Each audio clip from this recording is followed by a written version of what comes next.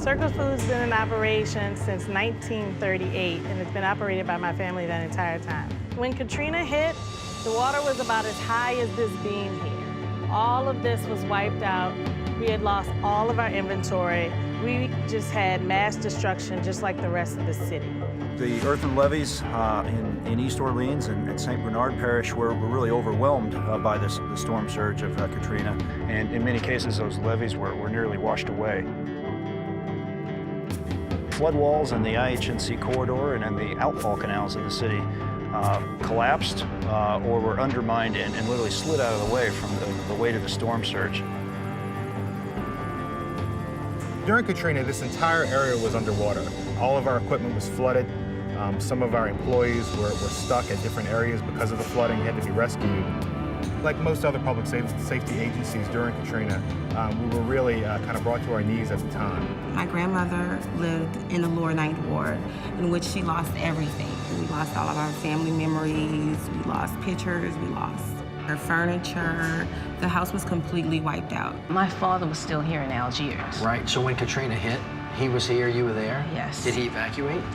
I got someone to help me get him from Algiers to the VA downtown. And he was there when the storm hit? He was there when the storm hit. We had evacuated out to Tennessee, and I remember my dad looking on the news, and he just couldn't believe it. None of us could. As soon as he was able to come back, he was almost the first one back in the city, ready to rebuild.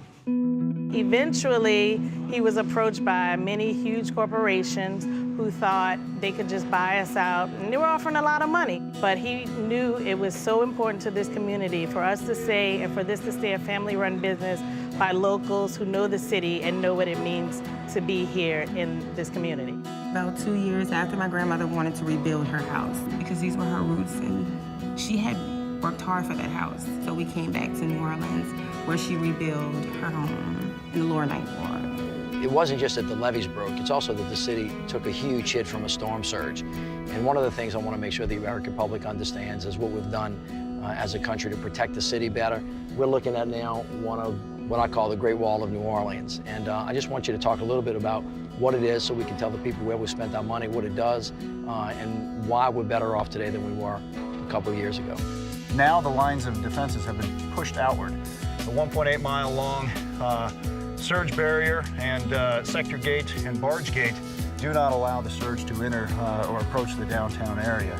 So this wall is between 24 and 26 feet high. It has piles that go as deep as 200 feet deep underneath it, so it keeps the surge out at the perimeter of the city, far away from the dead structures.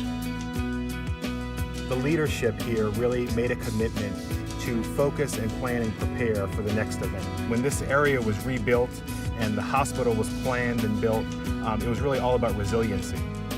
So as you can see here, there's a second-story ED with a ramp that goes up, so now the first floor of the hospital can really be expendable if another flood was to happen, and the rest of the hospital is available to take care of patients with generator power, fuel, commodities, food, and water, and in the next disaster, we'll be ready to continue to serve our patients and to serve our citizens. I love New Orleans. New Orleans is home. My son and I feel safe. Right. There's a community garden. We get fresh fruits and vegetables. Right. It's a wonderful area. The Gentilly area is nice. Right. Because everyone knows that it is a quality community. Isn't that something else? It's really an amazing story. And now it seems like the community has really come together and has been really, really strong and decided, you know, themselves that they were going to help keep it safe. Oh, yes. And what I like about Columbia Park is they try to make sure that you understand it's a stepping stone. They also offer like a home buyers program. They try to get us out on our feet. Yeah, you know what we call it? We call that resilience. One of the strongest things that the people can do is work with each other and talk to each other and have a plan. It sounds like y'all did that. Oh, yes, yes. New Orleans is coming back now. New Orleans is booming now. We have young people who are coming together with the community, trying to build up the community. I noticed the big things that the mayor is doing now.